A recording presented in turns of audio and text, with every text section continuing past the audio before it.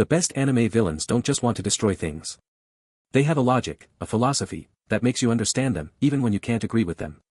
I've ranked the 10 greatest anime villains of all time, not by raw power, but by writing quality, impact, and how completely they changed the shows they appeared in. Number 1 is the villain who made me question whether villain was even the right word. Ranked by writing quality and impact, not just popularity. This list is going to create arguments. Let's go. Not the most complex villain on this list, but the most purely effective as a narrative device. Muscular is a villain with one function, to show that some people cannot be reasoned with, cannot be rehabilitated, and will do horrific things simply because they want to. He exists to challenge Midoriya's belief that heroes can save everyone. His fight with Izuku in the training camp arc is one of the best scenes in MHA. He does exactly what he needs to do, and he does it with complete conviction.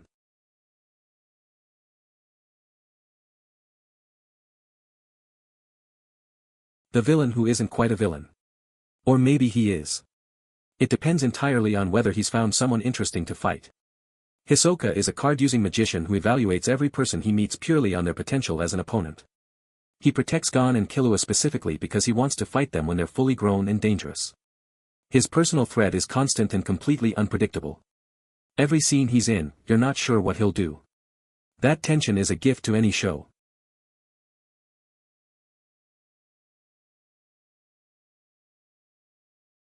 The villain who is almost certainly right.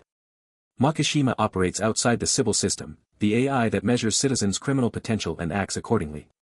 He commits crimes, inspires others to commit crimes, and does so because he believes a society that outsources moral judgment to a machine has given up its humanity.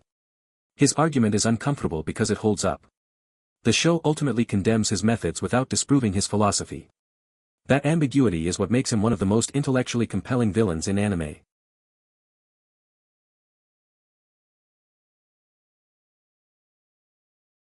The greatest betrayal villain in anime history. Griffith is presented as a charismatic, visionary leader, the kind of person who makes those around him feel like the world is possible. For hundreds of chapters, you trust him. And then the eclipse. What makes Griffith so devastating as a villain is not what he does but what he was before it. The friendship, the admiration, the specific shape of the betrayal, it hits harder because you believed in him too.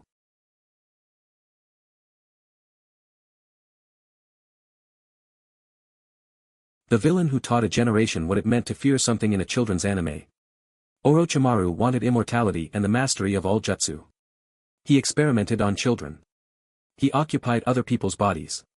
He placed a curse mark on Sasuke at the Chunin exams and in doing so, planted a seed that split Team 7 apart permanently.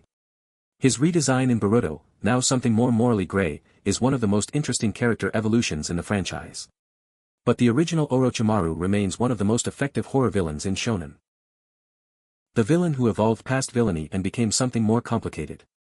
Meruem is the Chimera Ant King, born the most powerful being in the world, with contempt for humans and a desire to rule everything. He is introduced as the final boss of the greatest arc in anime. And then he meets Komugi. A blind girl who plays a board game. And Meruem, slowly, stops being a conqueror and starts being something he has no name for. His final conversation with Komugi is one of the most beautiful scenes in anime. He is a villain who became human, and the show killed him for it. The villain who made the entire Final War arc feel possible. Madara Uchiha arrives in the 4th Ninja War and immediately makes every other threat in the series look small. His power level is genuinely incomprehensible. His presence redefined what strong meant in the Naruto universe. But beyond the power, his vision of peace through forced dream was born from genuine grief and genuine conviction. He watched war destroy everything he loved, and he concluded that the only solution was to remove humanity's ability to choose to fight. He was wrong. He was also not entirely wrong.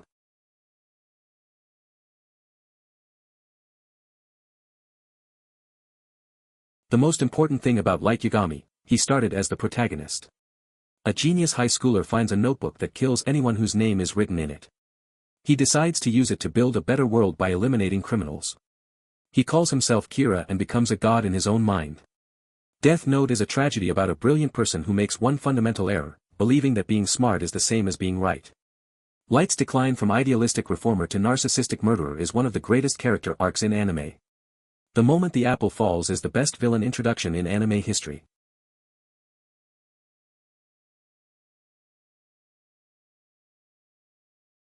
The villain whose presence was felt across 8 generations of a bloodline.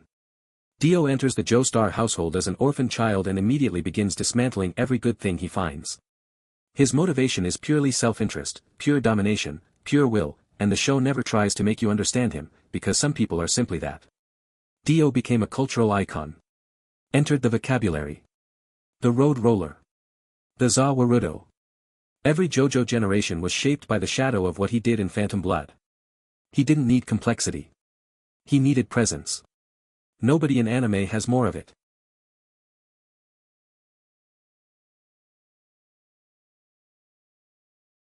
Number 1. The most complex villain in anime history. For 3 seasons, Eren Jaeger is the hero. He wants to kill titans. He wants freedom. You are completely on his side. And then season 4 reveals that the boy you cheered for is planning to commit the largest genocide in human history. And the show makes his argument, not to endorse it, but to ensure you understand the steps that brought him there. Eren is not a monster who decided to murder millions. He is a boy who was taught that freedom was worth dying for, who grew up in a world that gave him no options, who concluded that the only end to cycles of violence was to end everything, and who then had to live inside that choice for years before executing it. He is the hero who became the villain who is still, in his own mind, the hero. The greatest character in anime. The greatest villain in anime. The same person.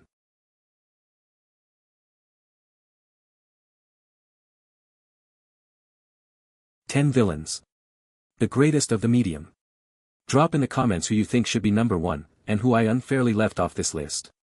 Subscribe for more every week. See you in the next one.